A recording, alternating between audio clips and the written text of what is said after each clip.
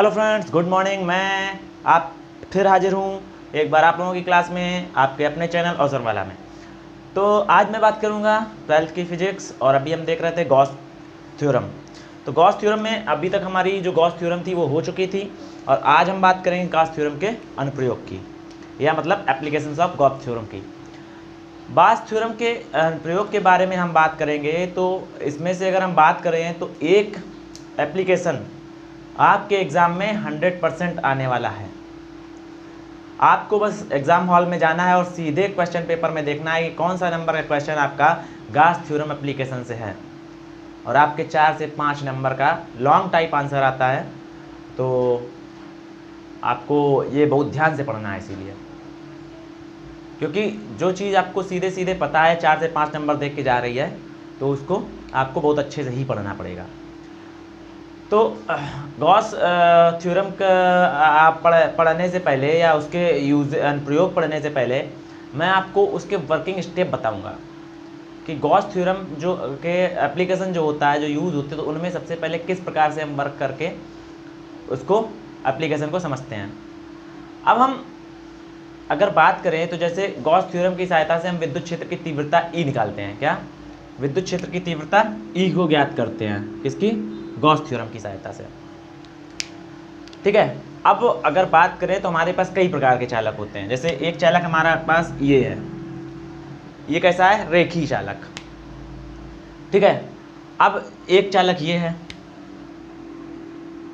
ये कैसा है? आयताकार चालक। एक चालक ये है, ये कैसा है? गोलाकार चालक।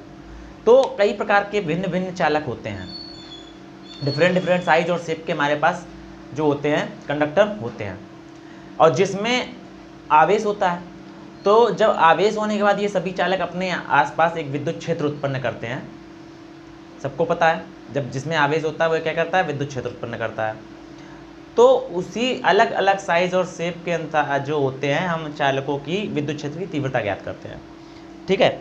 और इन विद्युत क्षेत्र की तीव्रता ज्ञात किस तरीके से करते हैं, उसके हम आपको वर्किंग स्टेप बताएंगे पहले, और उस वर्किंग स्टेप के आधार पर जितने भी आपके अनुप्रयोग होंगे, ठीक है, वो सब आप इस वर्किंग स्टेप को अगर आप याद रखेंगे तो एकदम 100% श्योर लगातार झेलते चलेंगे। अब बात करते हैं वर्किंग स्टेप। वर्किंग स्टेप का मतलब क्या है? ठीक है। तो वर्किंग स्टेप का मतलब ध्यान रखना, कभी भी बड़े डेरिवेशन के लिए वर्किंग स्टेप समझना बहुत ज़रूरी होता है। और एक बार अगर आपने वर्किंग स्टेप समझ ली या दिमाग में आपके घुस गई या बैठ गई, तो उसके आप स्टेप से, जो स्टेप में वर्किंग स्टेप बताने वाला, उस वर्किंग स्टेप से आप पहला अनुप्रयोग हो, दूसरा अनुप्रयोग हो, तीसरा अनुप्रयोग हो, कोई भी एप्लीकेशन हो, दैट्स मीन सभी प्रकार के एप्लीकेशंस को आप उसी स्टेप की सहायता से सॉल्व कर देंगे, और बड़े आसानी से, क्योंकि वो एक तरीका है कि किस तरीके से सॉल्व करना है, हमें वर्किंग किस तरीके से करनी है, वो चीज़ हम तुम्हें आपको बताएंगे। तो हम क्या देखेंगे? सबसे पहले वर्किंग स्टेप। तो वर्किंग स्टेप देखते क्यों है, ये मैंने बता दिया। तो वर्किंग स्टेप्स के अगर हम बात करें यहाँ पर,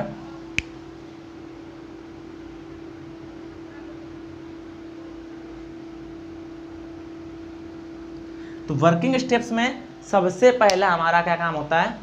आवेश निकालना। क्या? आवेश। आवेश Q का मान हम किस सूत्र की सहायता से ज्ञात करते हैं, हम इसको देखते हैं। तो अगर आवेश, सबसे पहला क्या होता है हमारा काम? आवेश का मान ज्ञात करना। सबसे पहले क्या करते हैं?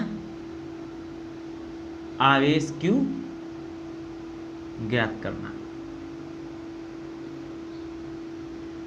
अब देखो, अब अगर आवेश Q की बात करें तो किस फार्मूले से हम निकालेंगे वो हमें देखना है।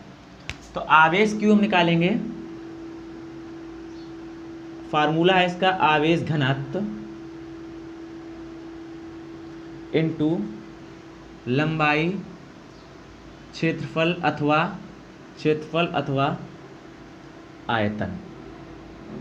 मतलब आवेश घनत्व के साथ इन तीन में से किसी एक चीज का अगर हम गुणा कर देंगे तो हमें क्या निकल आएगा? आवेश का पता चल जाएगा।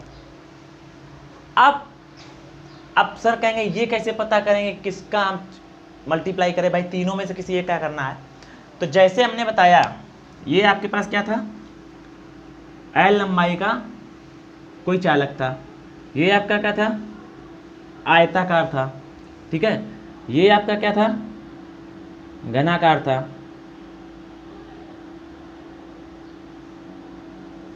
ठीक है।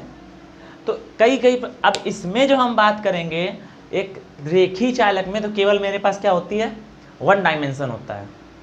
ये हमारी क्या है, वन डायमेंशन बॉडी है जिसमें केवल एक ही विमा दी हुई है। जब लंबाई केवल है तो हम जब इस प्रकार के चालकों की, रेखी चालकों की निकालेंगे तो वहां पे हम किसका मल्टीप्लाई करेंगे, आवेश घनत्व इनटू लंबाई। जब हम किसी आयत का निकालेंगे, ठीक है, तो या सीधे सीधे बात करें, टू डायमेंशन बॉडी की बात करेंगे।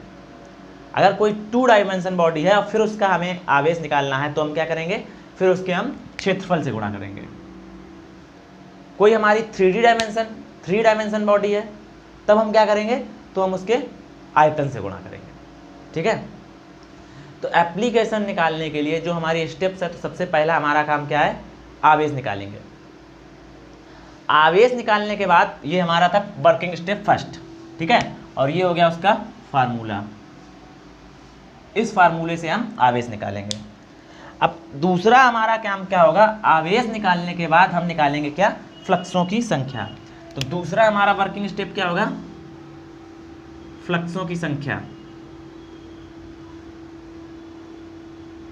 क्या निकालेंगे, फ्लक्सों की संख्या।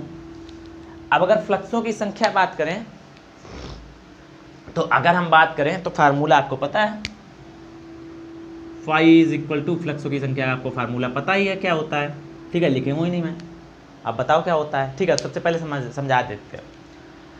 मान लो हमारे पास एक आवेशित पिंड होगा, उसमें कुल फ्लक्सों की संख्या, मतलब फ्लक्स निकलेंगे, और तो सेकंड का हमारा क्या होगा, आवेश निकालने के बाद सेकंड का हमारा क्या होगा, उसका हम क्या निकालेंगे, फ्लक्स। फ्लक्स की संख्या कितना काम है।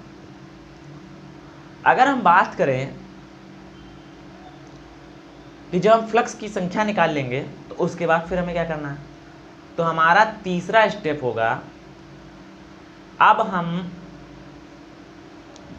Q भी निकाल लिया है और फ्लक्स की संख्या भी निकाल लिया है। अब इसको हम उठा करके, दोनों वैल्यूज को उठा के, तीसरा काम है हम किस पे रख दें, किस पे रख दें, गॉस के प्रमेय के फार्मूला में। गॉस का प्रमेय हमारा क्या था, y equal to Q upon epsilon not. Third step क्या है हमारे पास, और तीसरा काम हम यहाँ क्या करेंगे, गॉस की प्रमेय का जो फार्मूला होता है उसमें इन दोनों की वैल्यू पुटअप कर देंगे, और जो यहाँ आवेश का मान निकालेंगे। देखो अब थर्ड काम क्या है, गॉस थ्योरम। क्या करेंगे, गॉस थ्योरम में phi is equal to Q upon epsilon not. तो समीकरण फर्स्ट और समीकरण नंबर सेकेंड, फर्स्ट से हम यहाँ पर क्यू का मान रख देंगे और सेकेंड से हम यहाँ फाई ई का मान रख देंगे, ठीक है। अब वो सर यहाँ से फिर निकला कहाँ, अब यहाँ से जो पहले हम आवेश का मान निकाला वो रखे, दूसरा हमने क्या किया, जो हमने फ्लक्सों की संख्या निकाली वो निकली। अब दोनों वैल्यू हमने जब पुटअप कर दी तो ध्यान से समझो, सबसे पहले जो हमने आवेश निकाला है, फिर फ्लक्सों की संख्या निकाली है, फिर फ्लक्सों की संख्या निकालने के बाद हमने क्या किया है, गॉस थ्योरम में दोनों की वैल्यू का क्या किया है, गॉस थ्योरम में दोनों की वैल्यू को, आवेश की और फ्लक्सों की संख्या की वैल्यू को हमने पुटअप कर दिया है। अब इसके बाद हम क्या करेंगे, इसके बाद हम ई को, विद्युत क्षेत्र की तीव्रता को एक साइड कर लेंगे, बाकी सबको लेफ्ट साइड भेज देंगे, ठीक है। क्या करेंगे, बाकी सबको एक साइड कर लेंगे और बाकी सबको लेफ्ट साइड भेज देंगे। एक सेकंड रुकना जरा।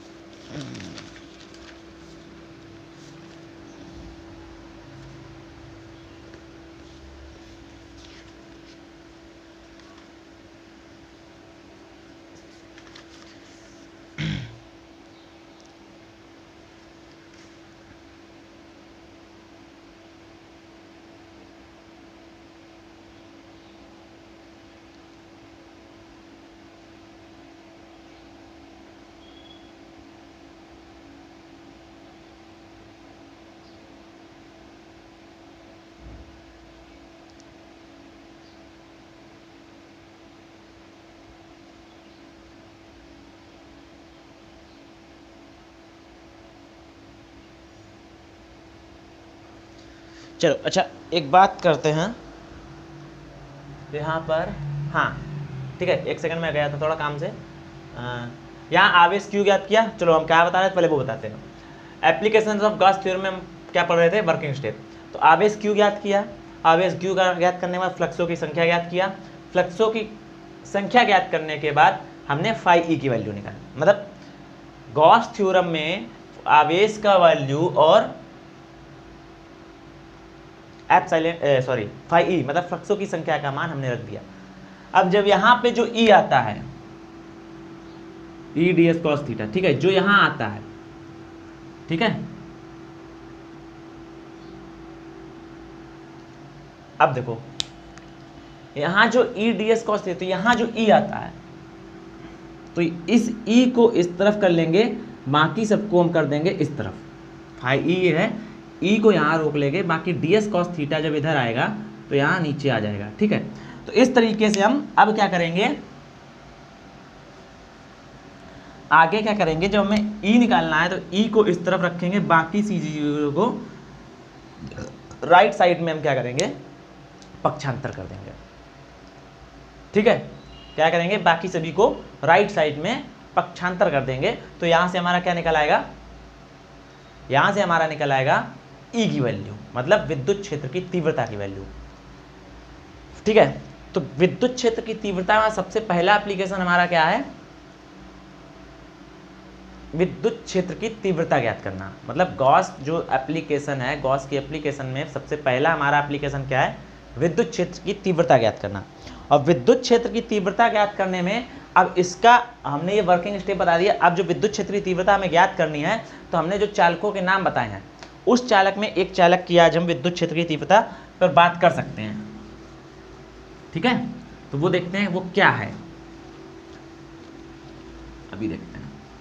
साथ में मत लिखा करो, वीडियो पड़ा रहता है, आराम से बाद में देख लिया करो, ठीक है। साथ में लिखोगे कुछ नहीं समझ में आएगा, सिर्फ अभी आपको साथ में समझना होता है। आपके पास वीडियो पड़ा रहता है, कोई ना आपको चार्ज देना पड़ रहा है ना कुछ करना पड़ रहा है, ठीक है। तो इसके बाद जो सबसे पहला जो हमने ज्ञात किया क्या है, पहला हमारा जो है विद्युत क्षेत्र, पहला एप्लीकेशन क्या है, विद्युत क्षेत्र की तीव्रता ज्ञात करना, विद्युत क्षेत्र की तीव्रता ज्ञात। अब इसमें बात करें, विद्युत क्षेत्र की तीव्रता ज्ञात करने में भी पहला एप्लीकेशन क्या है, किसी अनंत लंबाई के आवेशित तार की विद्युत क्षेत्र की तीव्रता, अनंत लंबाई के आवेशित तार के कारण विद्युत क्षेत्र की तीव्रता। मतलब इसका पहला एप्लीकेशन अब क्या है, अनंत लंबाई का कोई हमारे पास वायर है और उसकी हमें विद्युत क्षेत्र की तीव्रता ज्ञात करनी है। इसके बारे में अभी मैं बताऊंगा नहीं, नेक्स्ट क्लास में इसके बारे में बात करूंगा, ठीक है। इसके बारे में तुम्हें एक छोटी सी चीज़ बात करते हैं। हमारे पास मान लो कोई वायर है, ठीक है, क्योंकि हम ये बात अभी इसलिए बता रहे हैं क्योंकि आगे हमें ज़रूरत पड़ेगी इस चीज़ की। तो ये जो वायर होता है, ये तार होता है जो, ये किस चीज़ का एक रूप होता है। तो वायर की अगर हम बात करें तो ये बेलन का सबसे छोटा रूप होता है। क्या होता है, बेलन का सबसे छोटा रूप होता है, अल्प रूप होता है। क्या है ये, जो वायर होता है बेलन का सबसे छोटा रूप होता है। क्यों, अगर हम इसकी मोटाई को बढ़ाते जाएं, ठीक है, अगर इसकी मोटाई बढ़ेगी तो कुछ इस तरीके से बढ़ेगी, इधर आएगा, इधर आएगा, फिर इधर आएगा, फिर इधर आएगा, फिर इधर आएगा, फिर इधर आएगा, मोटाई बढ़ा रहा है। तो ये अब देखो कुछ इस तरीके से बन गया ये वायर एक। तो जो वायर होता है वो बेलन का सबसे छोटा रूप होता है, जिसमें मैक्सिमम लंबाई, मैक्स लेंथ होती है और मिनिमम विड्थ होती है, ठीक है। मैक्सिमम जिसमें लेंथ होती है और मिनिमम विड्थ होती है। अब यही हमसे बोला गया है कि एक आवेशित तार के कारण उत्पन्न अनंत लंबाई का है। तो आवेशित तार के कारण हमें क्या करना है, विद्युत क्षेत्र की तीव्रता ज्ञात करनी है। तो मान लो हमारे पास कोई ये एक तार है, ठीक है, मान लो हमारे पास ये कोई तार है, ठीक है, ये इसको हमने L नाम दे दिया, ये L तार है हमारे पास, ठीक है। अब हम अभी आपको फिगर समझाई दे रहे हैं, क्या करेंगे, तो अगर हम और ये हमारा कैसा है, एक रेखी चालक है, कैसा है, सरल रेखी चालक है। तो इसके लिए हम पहला क्या करेंगे, ये हमारा क्या है, स्ट्रेट लाइन कंडक्टर है, सरल रेखी चालक है। सबसे पहले हम कोई भी अगर हमारे पास आता है, कोई भी चीज़ आती है, तो सबसे पहले हम उसके डायमेंशन को एक्सप्लेन करेंगे, जिससे हमें चीज़ें आपको आसानी से पता चल जाती है कौन सी चीज़ कहाँ कैसे और क्यों निकालनी है, ठीक है, ठीक है। तो अब हम एक ये हमारे पास अनंत लंबाई चार का तालक हमने शो कर दिया। तो इस अनंत लंबाई के चालक को हम क्या करेंगे, रूप देंगे, कौन सा, सिलेंड्रिकल रूप। और सबसे पहले हम क्या करेंगे, फिगर को एक्सप्लेन करेंगे।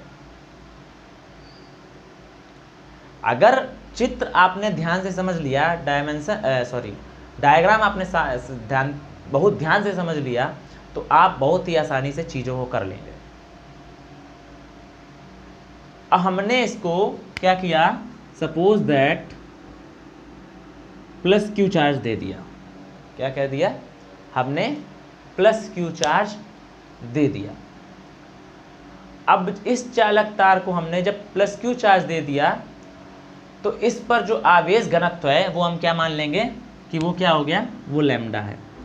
आवेश घनत्व क्या हो गया, इस पर लैम्डा हो गया।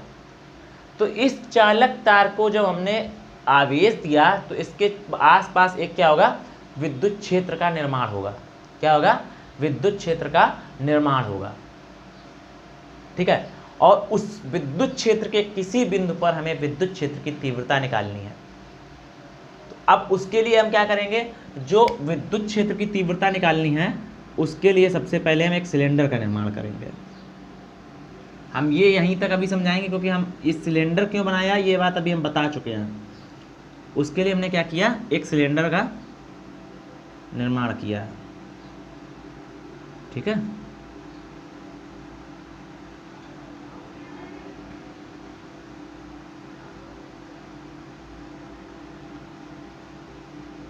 ये हमने क्या किया, एक सिलेंडर का निर्माण किया। अब आपके दिमाग में एक क्वेश्चन आएगा, ये बात हम फिर अगली क्लास में फिर समझाएंगे, लेकिन अभी समझा दे रहे ताकि अगली क्लास में आएंगे तो कुछ चीज़ें आपको पता रहेंगी, तो चीज़ें और आसानी से समझ में आएंगी। अब हम इसके बाद आपको क्या समझा रहे हैं कि आपके दिमाग में क्वेश्चन आएगा कि सर हमने सिलेंडर का ही निर्माण क्यों किया, एल हमारा कोई चालक तार था, प्लस क्यू आवेश था, और विद्युत घनत्व लैम्डा था, तो हम इसमें विद्युत फ्लक्स निकाल लेते और आराम से इसको सॉल्व कर देते। तो सबसे पहली बात तो हमने सिलेंडर का निर्माण इसलिए किया क्योंकि हमें क्या बनाना था, एक बंद पृष्ठ। क्या बनाना था, एक बंद पृष्ठ। अब बंद पृष्ठ क्यों बनाना था, क्योंकि हमने आपको जब गॉस थ्योरम पढ़ाई थी तो बताया था गॉस थ्योरम केवल और केवल बंद पृष्ठों के लिए ही काम करती है। किन पर एप्लीकेबल होती है, केवल और केवल बंद पृष्ठों पे। और हमने अभी बताया कि जो तार होता है वो बेलन का सबसे छोटा भाग होता है, अल्प रूप होता है, तो हमने इसको फैला के उसका बड़ा रूप दिया है, ठीक है। तो इसी हमने बेलन क्यों बनाया, क्योंकि गॉस का प्रमेय एक बंद पृष्ठ में होता है, ठीक है। बंद पृष्ठ को बनाने के लिए हमने बेलन बनाया। और बेलन ही क्यों बनाया, तो उसका आंसर ये है कि क्योंकि जो ये तार होता है ये बेलन का ही अल्प रूप होता है, और उसी को हमने मान लिया। तो अब अगर हम इसकी बात करें तो इसमें 3 पृष्ठ होते हैं आपके, कौन कौन से, पहला ये S1 ऊपर वाला, ये आपका समतल पृष्ठ, तीसरा ये आपका नीचे वाला S2 समतल पृष्ठ, और तीसरा ये आपका वक्र पृष्ठ जो वक्राकार होता है। ये कैसा है, वक्राकार, वक्राकार पृष्ठ है S3। अब हमने मान लिया इसके पॉइंट P, ये एक पॉइंट P है, इस पे हमें विद्युत क्षेत्र की तीव्रता E ज्ञात करनी है।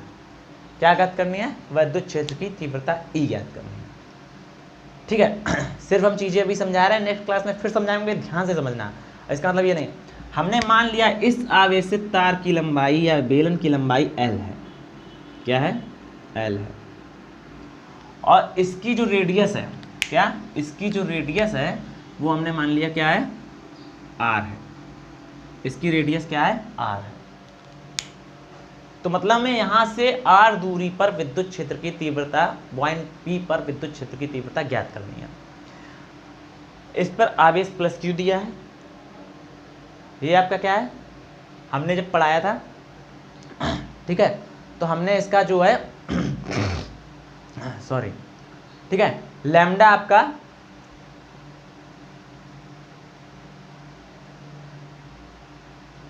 क्या है? आवेश घनत्व।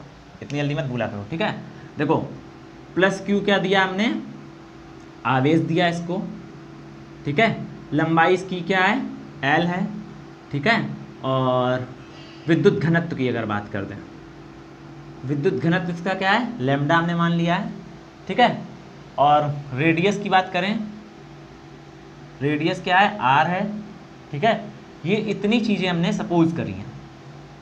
और इस पर 3 प्रश्न हैं। कौन कौन सा? S1, S2 और S3। S1, S2 और S3। S1 कैसा है? आपका समतल पृष्ठ है। S2 भी आपका कैसा है? समतल पृष्ठ। और जो S3 आपका वो वक्र पृष्ठ है, मतलब 2D डायमेंशन है, ठीक है। अब इसमें समझने से पहले एक चीज़ और समझो। जो S1 पृष्ठ है, हमने आपको पिछली क्लास में जब ली थी तो बताया था कि जो हमारी विद्युत क्षेत्र की तीव्रता होती है, अगर पृष्ठ के समांतर है तो हमारा थीटा क्या होगा, अगर पृष्ठ के लंबवत है तो हमारा थीटा क्या होगा। तो जो S1 पृष्ठ है, तो पृष्ठ S1 की दिशा की अगर बात करें तो ये है, ठीक है। इसी प्रकार पृष्ठ अगर S2 की दिशा की बात करें तो ये है। और पृष्ठ S3 की दिशा की बात क्या करें तो पृष्ठ S3 की दिशा की बात ये होती है।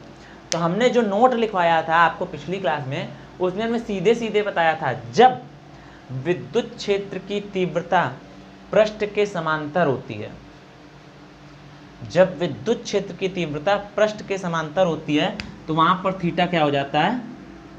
90 डिग्री। तो यहाँ पे S1 और S2 में थीटा की बात करें तो यहाँ पे हमारा थीटा क्या हो जाएगा? 90 डिग्री। और अगर S3 में बात करें तो यहाँ पर क्या है? हमारा लंबवत है, क्या? विद्युत क्षेत्र की तीव्रता और पृष्ठ की दिशा। और हमने दूसरे में बताया था, यदि विद्युत क्षेत्र की तीव्रता पृष्ठ के लंबवत है तो जो लंब पड़ता है उसके समांतर हो जाती है, ठीक है। यदि विद्युत क्षेत्र की तीव्रता पृष्ठ के लंबवत है तो हमारा थीटा क्या हो जाता है? यहाँ पर 0 हो जाता है। तो यहाँ से आपको फिगर का एक्सप्लेनेशन हो गया है। अब इसका डेरिवेशन हम नेक्स्ट क्लास में कराएंगे, फिर यही सारी चीज़ें आपको समझा करके, जिससे ये चीज़ें आपको बड़ी आसानी से समझ में आ जाती है, ठीक है। अगर करना चाहो तो कर सकते हो यहाँ पर भी, ठीक है।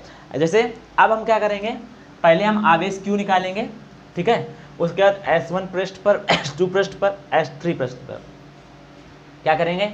S1 पर आवेश क्या? विद्युत क्षेत्र की तीव्रता S1 पर निकालेंगे, विद्युत क्षेत्र की तीव्रता S2 पर निकालेंगे, विद्युत क्षेत्र की तीव्रता S3 पर निकाल लेंगे, ठीक, ठीक है। उसके बाद हम इस पे क्या, तीनों को क्या करेंगे? जब हमने तीनों पे पहले हमने क्या निकाल दिया? फ्लक्सों की संख्या। पहले हमने निकाला तीनों पे आवेश 1, 2 एंड 3 पर, फिर 1 एंड 2 पर, 3 पर क्या निकालेंगे? Phi flux. 1, 2 एंड 3 पर क्या निकालेंगे? आवेश, ठीक। फिर जब ये निकल आएंगे तो 1, 2 एंड 3 पर हम क्या कर देंगे? फाई E1, फाई E2 और फाई E3 निकल आएगा हमारा। अब जब फाई E निकालेंगे हम फिर कुल फ्लक्सों की संख्या टोटल पृष्ठ पर, तो क्या निकाल लेंगे? Phi E1 plus phi E2 plus phi E3। इसको निकालने के बाद जब फाई E निकल आएगा तो यहाँ से हम E D S cos theta होता है, ठीक है, वहाँ से हमारा निकल आएगा। तो ये क्या हो जाएगा, वो इनमें से फार्मूला रखोगे तो ई यहाँ पे इस साइड होगा कहीं, तो ई को एक साइड ले लेंगे और बाकी सबको दूसरी साइड, तो हमारी क्या निकल आएगी, विद्युत क्षेत्र की तीव्रता। हम बताते हैं नेक्स्ट क्लास में, क्योंकि आज टाइम हो चुका है। मिलते हैं नेक्स्ट क्लास में। जय हिंद, जय भारत। ये चीज़ें मैं दोबारा एक बार फिर समझाऊंगा, परेशान होने की कोई ज़रूरत नहीं है। मिलते हैं नेक्स्ट क्लास में। जय हिंद, जय भारत, वंदे मातरम।